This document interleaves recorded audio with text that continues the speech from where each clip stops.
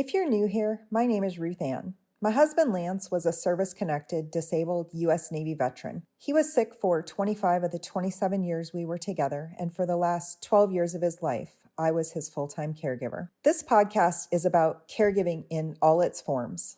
My friend Jenna joins me to share her perspective as a stay-at-home mom who homeschooled her 5 children. At first, our lives seem very different, but we found we actually have a lot in common. So we share what connects us, hoping it helps you find your connections too. Today, Jenna is going to talk about conscientious parenting.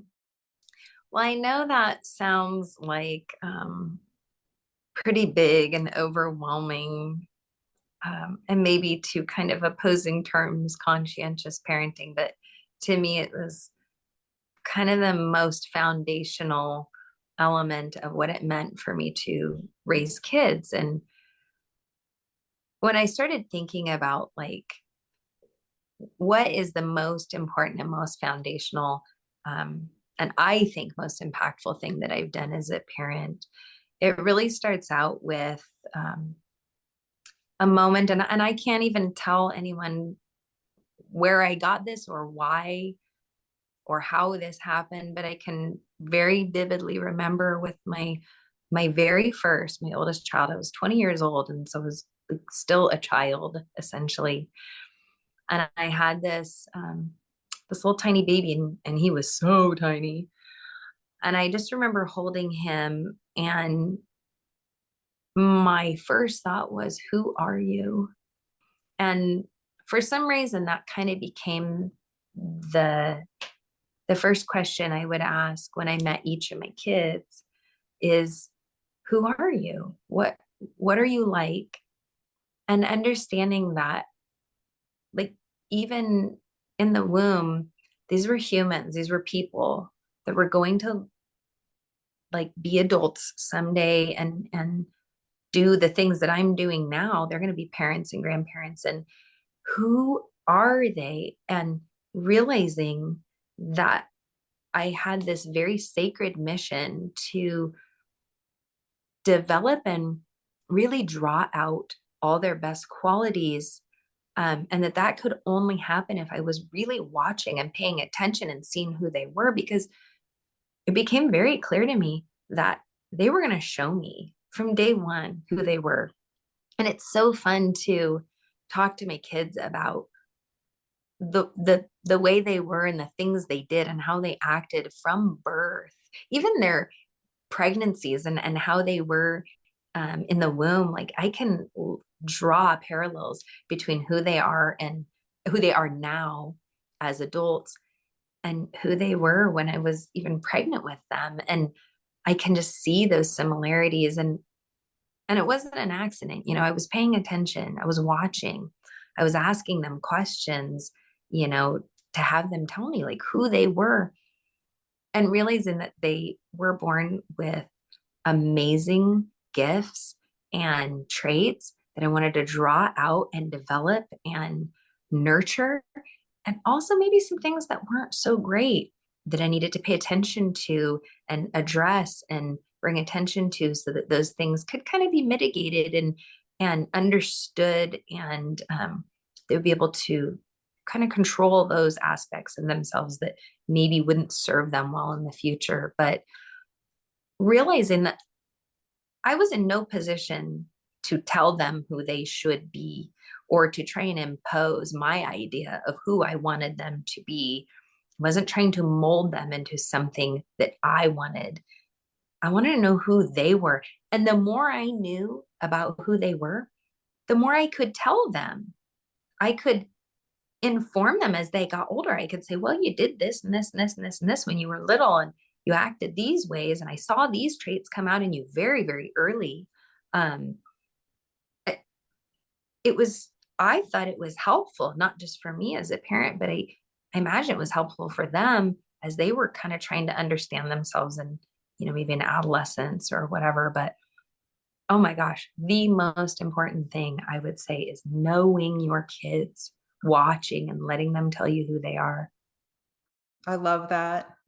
Again, I was never a parent, so I can't relate to that as a parent, but I do know that I have watched a lot of people raise their children, and it's interesting to see the difference in someone who raises their children to be who they were born to be versus somebody who tries to mold their children into who they think they should be.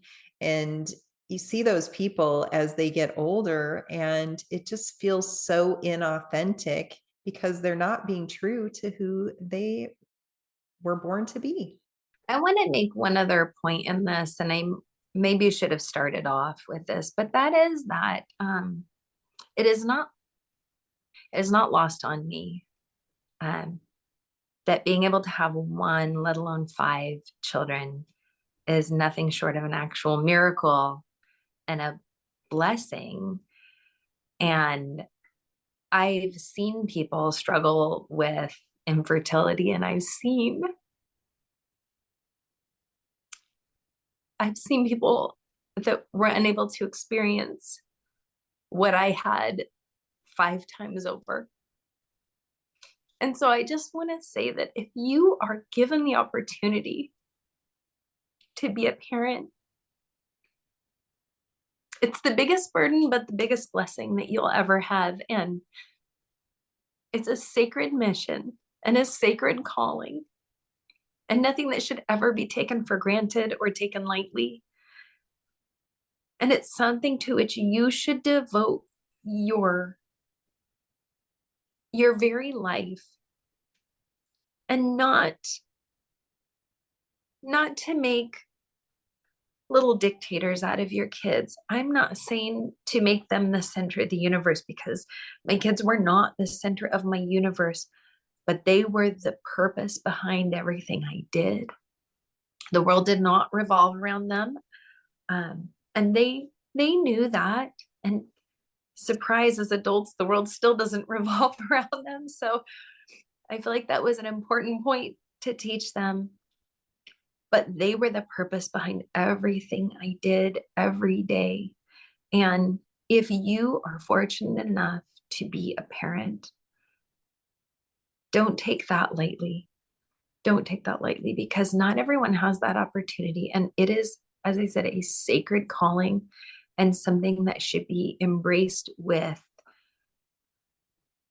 gratitude, and with sobriety, with humility, and with I would say with strength too. Like, you're gonna have to toughen up a little bit, because it is not easy, and you're gonna have to give up a lot of things.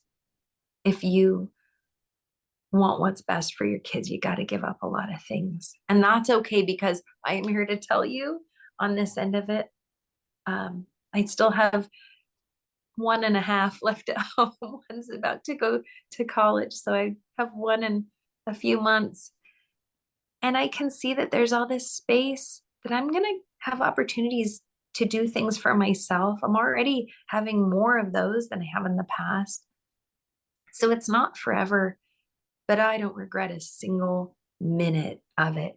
Making that a priority in my life, my kids a priority, and raising them to be who they were intended to be. I love that so much. And I know that that is one of the reasons that we connected so well. It was very hard for Lance and me for so many years because we couldn't have children. And to be around somebody who really knew the value of having children, knew what a blessing it was to have them, and did not complain about their children. I mean, I know everybody goes through tough times, and nobody's happy 100% of the time, but to be around somebody like you who truly treasured um, your children and appreciated them and knew the value of having them in your life, I love that. And I can relate some of the things that you were saying to my life as a caregiver, that I made Lance a priority, and that looking back on our life together. He ended up with dementia. So the last 12 years, I was his full-time caregiver. And he didn't remember who he was before. He didn't remember all the things that he liked, but I remembered those things for him.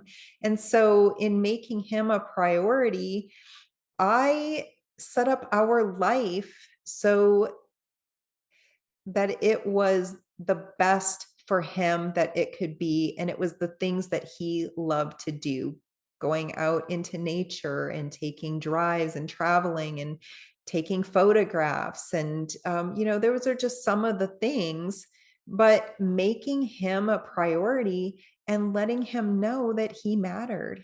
That was so important. I think that's a really good point. Just making sure that that your kids know that they matter to you. And I'll just say this: it doesn't come from um, buying them things or making their life easy. It comes from honesty, and it comes from intention, and it comes from um, all the times that they will see you prioritize them over yourself, when it's appropriate, obviously, when it's appropriate, but they'll see that, and they'll see that you're willing to sacrifice for them. And